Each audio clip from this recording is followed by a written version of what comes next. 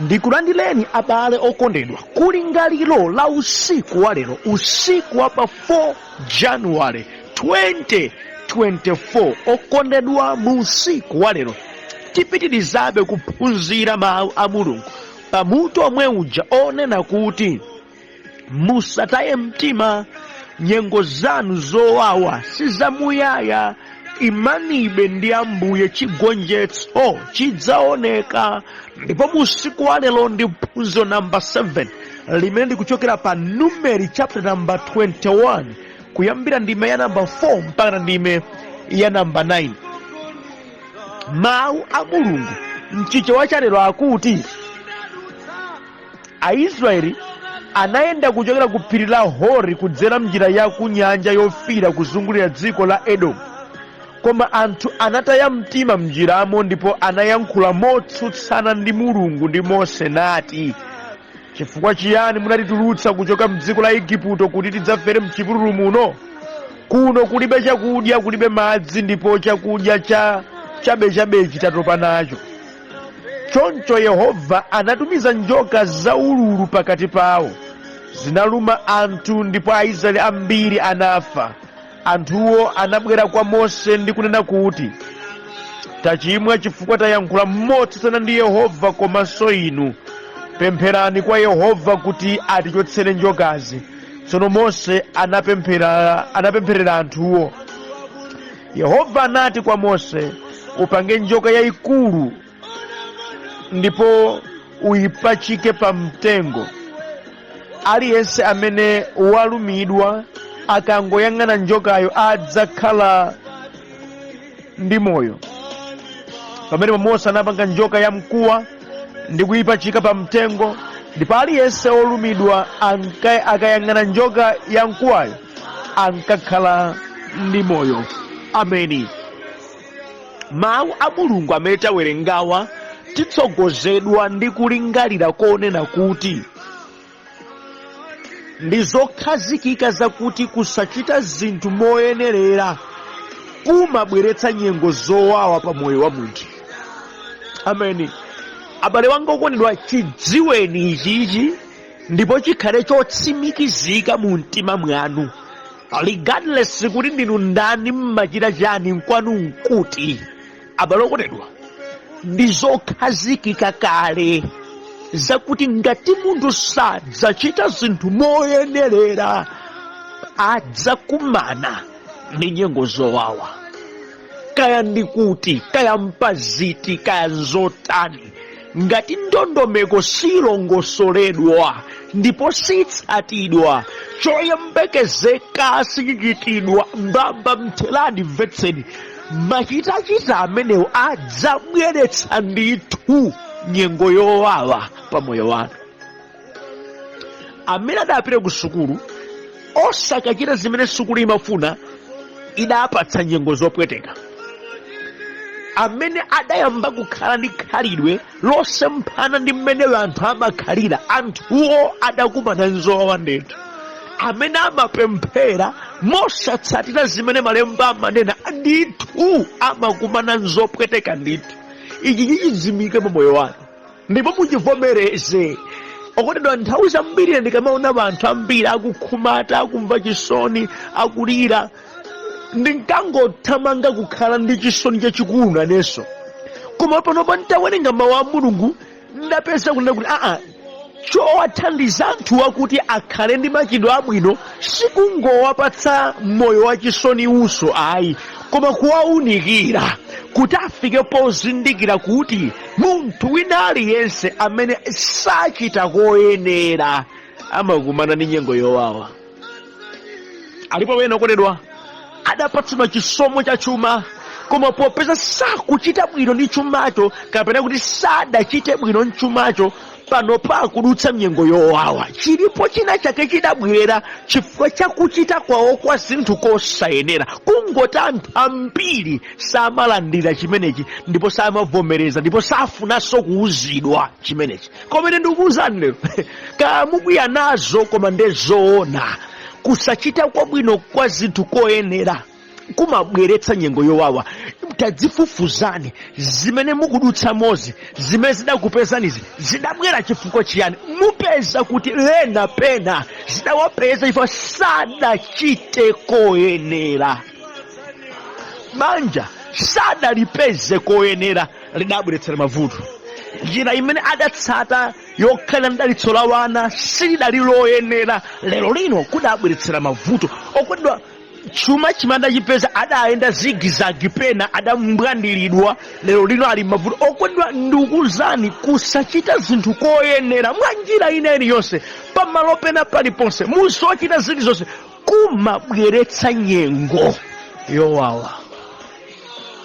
Nde ena amakhala kuti ndiwo sadachite koyenera, ndi akamamva kuti ayi nyengo yanu siyamuyaya marezonadi ikutha nyengo imeneyi, koma kumapitirizabe kumachita mbwererazo, kumano kuti nyengo ijayo siukutha, akungopitirizabe kukhumudwa. Ndiri ndi mawu kwa inu, ngati mupitirizabe kusachita koyenera, nyengo zowawa zipitirirabe kufika moyo wanu, ndipo kupitiriza kwanu kuchita kosayenera kupitirizaso mavuto azibwera. Ndezizi unenga kuti zamuyaya tsopano, chifukwa zidzaleka pokapoka inuyo mudzayambe ndinu kuleka, ozimitsa ndinu. Mukapanga plus button lakuti leka zimalekadi, koma ngati simupanga plus button limenelo pakusintha machidwe anu zizipitirirabe. Mtalo wakachisi ya mtundu wanji atakuyerani manja wanthu pamutu mpaka na mutu wanu uchitika dazi, ndikuzani sizidzalekeka. Kulibe. Akondedwa, mundimvetse kanthu aka. Nyengo zoterezi sizimangotha osaonongako china chake mwa munthuyo, zosatheka.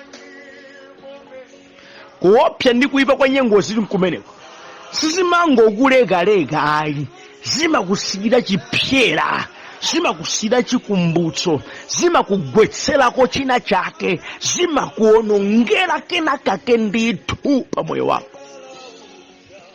kuti kuwawako kumvekedi kuti nkuwawa. Chifukwa ngati zitchula kuti ni nyengo zowawa koma no ululu osamveka, ululuwo umapezeka ndithu, ndipo ululuwo ndekuwawako. Nyengo zotereza okutidwa ndikuzani sizimangojogajoga, zimakhala nchina chake chokupweteka ndithu pa moyo wako. Mota anthu akamalira amvetseni, anthu akamadandaula amvetseni. Si nyengo yoti imangochoka chisawawa, ilibe bata nyengo imene imasiya china chake ndithu chopweteka. Amvetsani, Mulungu adazivomereza kuti zizikhala phunziro lolimbikitsa kupewa zoyipa. Abusa muri yani, Mulungu nangamaloleranji zotereza adazivomereza ndani Mulungu uyo kuti yani zizikhala phunziro lakulimbikitsa kupewa zoyipa. Pajatu kupewa kumaposa kuchiza. Na pakuona ndi kudziwa kuti zimatha motere, munthu payekha adzipanga ziganizo za kungopeweratu, kutalitali kungopeweratu. Amen. Yehova mission yake ili pamenepa, adazivomereza kuti munthu azipewa. Amen. Nyengo zina zimaoneka ngati zamuyaya popeza ozichitawo samafuna kuleka kuchita zinthu zobweretsa zowawazo. That's why zimaoneka ngati zamuyaya, zimangopitirirabe nyengozo, kumangopitirira mkumana kuti inu tuva uthenga kwa abusa amalalikira akuti nyengo zowawa zamuyaya nanga zawa wabwanji. Zawena zimapitirira popeza iwonso sakuleka kuchita zimene zikubweretsa zowawazo. Now likanikani lawo pakuchitabe zimene mbamba mteradi libweretsanso zowawa, ndipo sizilekeka. Monga ndakamba kale, sikutheka, zipitirira popeza inunso mwasankha kupitiriza kuchita zobweretsa zowawazo. Ameni. Mawu a Mulungu ametawerengawo okondedwa, ana a Israeli ali katikati maulendo wawo, afika pena adataya mtima ndikuyamba kuyankhula mwamwano kwa Mulungu komanso wa Mose mtumiki wa Mulungu. mpaka na kuyamba kunyoza, kodi ife tidzafere muno mulibe madzi mulibe chakudya. Mkate umene tikupatsidwa mana amenewa ndikumatchula kuti achabechabe. Zimenezi zidautsa mkwiyo wa Yehova nabweretsa njoka za ululu wopsa pakati pawo. Zidaluma ambiri wena mpaka nadafa ndithu. Atazindikira sidakhoze adakapepesa kwa Mose kuti awapempherere. Pokapemphera Mose chauta akuti ndamva panga njoka yayikulu ndiye uyipachike pa mtengo. Amene akalumidwa ndayang'ana njokayo yayikulu adzakhala ndi moyo, koma amene alumidwe osayang'ana njokayo akufa ndithu. Njokazi sinzichotsa ine zizilumabe zikuphunzitseni mwano sumapindula. Amene runchauta uja kuti ndiye chikondi uja amene achita zimene zizi kuphunzitsa chikhalidwe choyenerera, kuyipereka nyengo yopweteka, nyengo yobweretsa thengenenge, nyengo yobweretsa discomfort pakati pa wanthu, chifukwa chofuna kuwaphunzitsa. Mulungu amathanso kupanga zimenezi. Pano pati mangotchukitsa Mulungu ngwazisomo, Mulungu ngoleza mtima, Mulungu ngo inde zimenezo ali nazo, komanso kuphunzitsa nafinya wanthu angatichitira kologeti amachitanso Mulungu mwachikondi. Mukumbuke malemba pena akuti amene ndiwakonda ndiwalanga ndi kuwadzudzula. Kulanga konso nchikondi, kudzudzula konso nchikondi. Nde Mulungu uyu amene. Ameni. Mama wa amene watiphunziramo zinthu zingapo izi. Choyambirira, zowawa zina zimene wanthu akudutsamo lero lino adachita kukaziko zosola okha mwadala ndithu kamba kazibwana. Kamundipetsa barokotera zimene wena akudutsamo pano ndi chifukwa chakuti iwowo kachidalowa mu mtima nchiyani kamaganiza bwanji sindikutha kumvetsetsa. Kamoyo kozolowera, kamoyo kachibwanawe nchauta, kamoyo koti basi kauduli ife tafikapo. Mukumbuke malemba akuti odzikweza Mulungu adzamutsitsa. Ana a Israeli mwina adafika pozolowera zambuyezi namujaira. Bible kuti adataya mtima nayamba kuyankhula zamwano zonyoza Mulungu, zonyoza mtumiki wa Mulungu. Izi zimene zadzaza masiku ano, zopanda ulemu pamaso pa Mulungu, zopanda ulemu pamaso pa atumiki a Mulungu, zomaderera zikulu zimene Mulungu adakhazikitsa. Ana a Israeli adazichita nayembekeza kuti kapena mwina Mulungu awaopa, kapena kuti moyo wawo ukhala opanda vuto, osadziwa kuti pakuchita iwo izi akutsegula chitseko cha nyengo yowawa pa moyo wawo.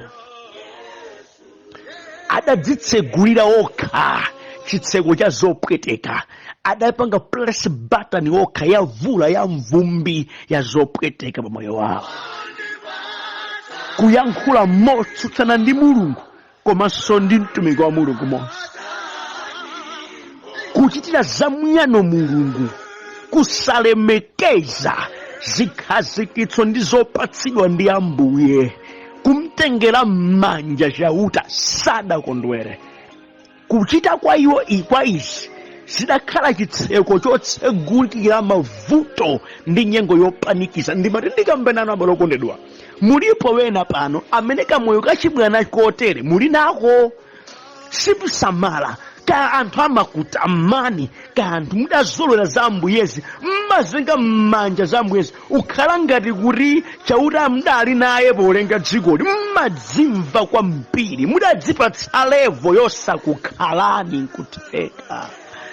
Zimenezi zikungokhala chitseko chakutsegula nyengo zopweteka pa moyo wanu, chifukwa Yehova samasekerera maganizo ngati amenewa.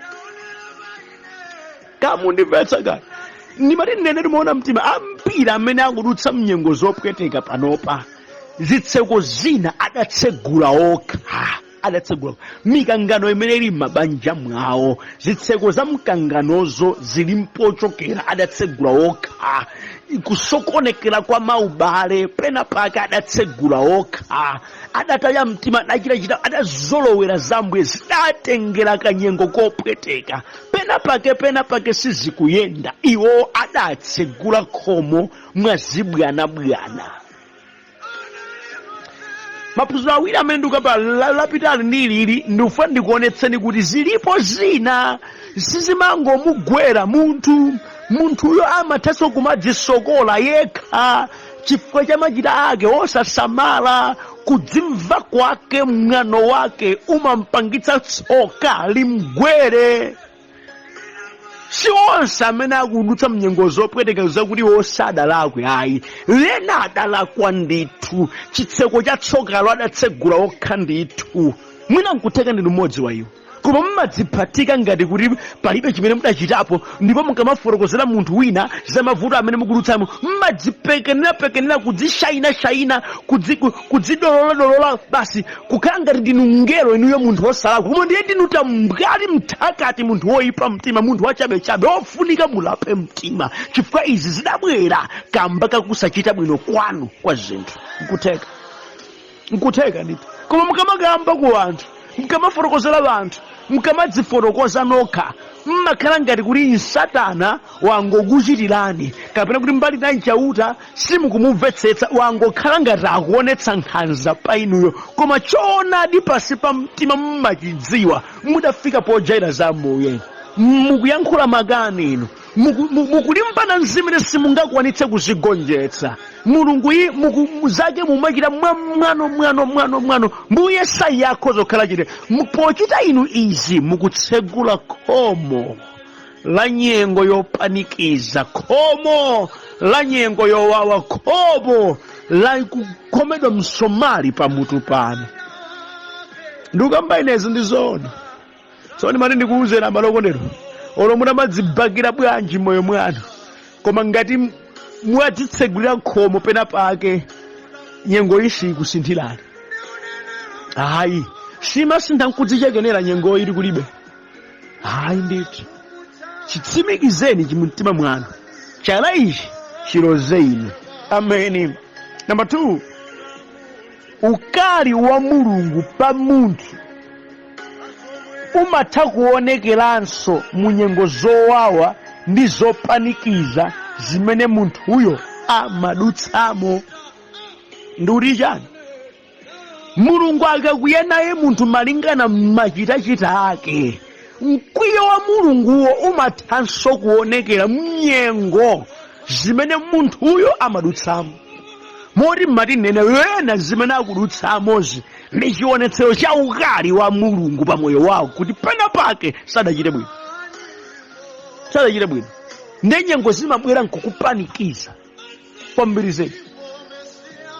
Umakhala ngati kuti ukuyenda m'matemberero iwe umayenda moyo wa ZDP zabwino palibe chimakuyendera moyo wako umasokonekera matsoka amangobalana palibe chimene umagwira chikhala chopindulitsa ayi. Icho chakanika apo pavuta apo patere moyo nkumona kuti ukudilizika munthuwe.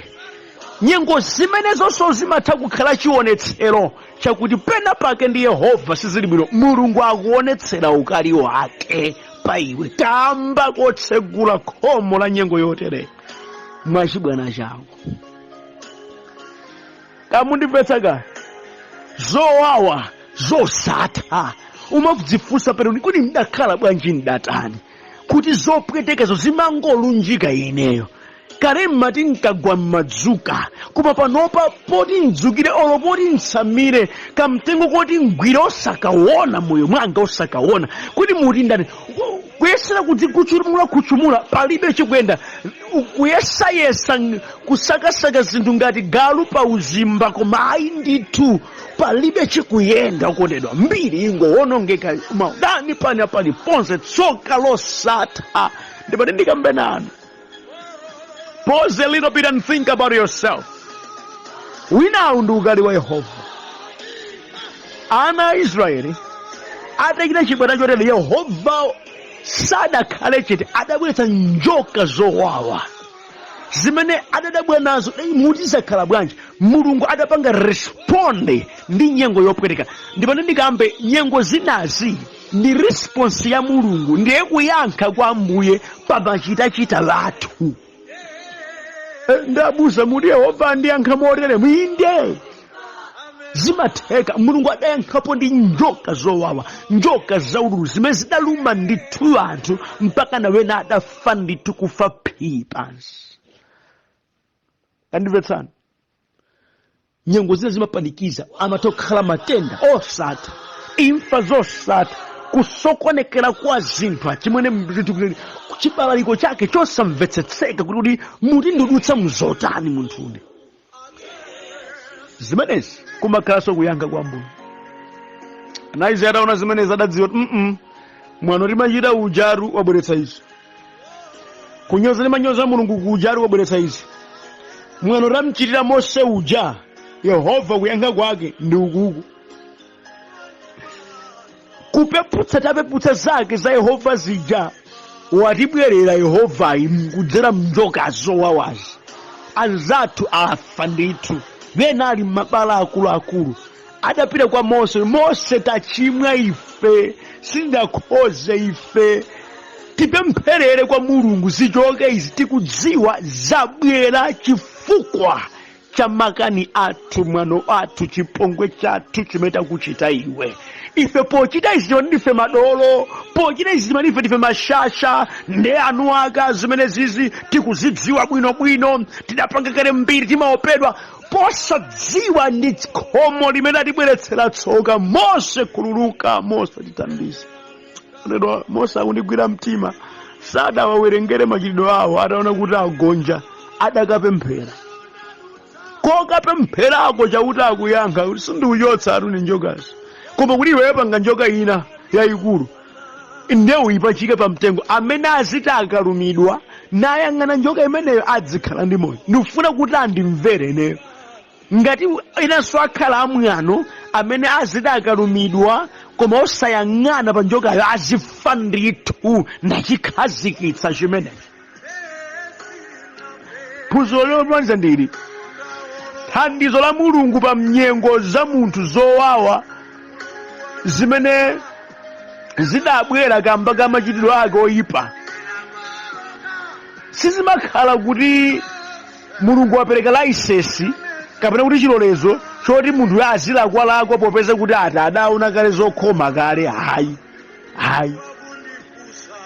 ndi thandizo likubwera poti walapa. Ngati angapitiriza kuchita zonga zakale, zozidya zibweranso, zileka poti dzana adalapa ndezidatha, lero akazichitanso basi mulungu akuti poti adalapa kati uwerengero lapa kwa dzana kuja ngati laisisi angajiyala. Mudziwa mdziko muno timanena kuti munthu akati kapena ali mkamlandu kena kaya mwina wapakira anthu ambirimbiri mgalimoto exceeding nde wadula jiyala, kwina kuti konse kumene amapitako basi amaonetsa jiyala kuti ayi nalakwa kale ine. Yehova sali choncho, sadulitsa anthu jiyala Yehova ayi.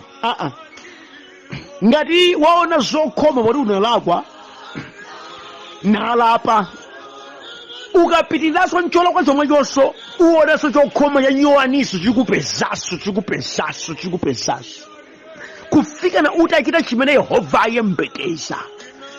Mulungu akuti njoka sizikuchoka, zikuthetseni mwano.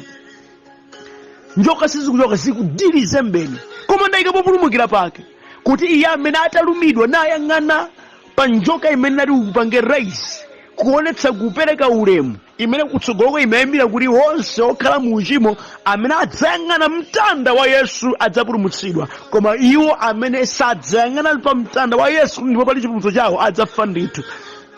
Adazikhazikitsa izi kuti kukhale kumvera kwa mitima ya anthu kwa Mulungu. Akathandiza Ambuye silaisesi, si jiyala yakuti muzinchimwirachimwira kuti simudzaonanso zokhoma. Hayi, akakuthandizani ayembekeza kuti simukachitanso, popeza ngati mudzachitanso choyipa nkutheka choposa choyamba chimatha kukugweranso munthu. Ndi mmene zimachitikira. Alipo wena pakati pathu amene sizikuwathera popeza amati akati alapa mulungu nawo athandiza amabwereranso ndezimabwereranso moti moyo wawo kuyendera mzimenezozo iwo afika pomakhumudwa naye chauta kuti bwanji nesu zunithera inunso ka simuleka uchite zimene simuleka ngati inu simuleka izizi zidzapitirira ndithu chifukwa mulungu afuna aphunzitse moyo wanu kukhala odzichepetsa omumvera mulunguyo mudzitenge kuti ndinu munthu olamulidwa mchauta muzimvera Ambuye mukhale mwana wake ngati ndizowa zina zizikugwerani poti ndinu mwana wake zimenezo yesu ali njira zake zimene amatha kuzipangira hando zimenezo amene ndi chauta amene ndikumulalikira pano balokondedwa nyengo zina zimaoneka ngati sizingathe popeza kuti ozibweretsawo salekanso kuchita zimene zimabweretsa mavuto ndipati nkudandaulireni musiku lero ngati mukufuna nyengo zanuzo zisinthike zobwera kamba kachibwana kwanuzo yambani mwasiya chibwanacho lapani mtima gonjani bwani kwa Ambuye iziso automatically zikutha koma mukakulabe mtima yembekezani kuti izi zikhala mvumbi wa masautso pa moyo wanu kada kudandaulirani musiku lero kuti bwanji musankhe kudzichepetsa musankhe kubwera kwa Ambuye musankhe kuti Yehova akuthandizeni musankhe kugonja musankhe kumvera odala iye angasankhe zimenezi popeza nyengo zake zisintha sizamuyaya koma zikulira kuti mulape mtima mulungu akulimbikitseni musiku lero ndi mawu amenewa amen.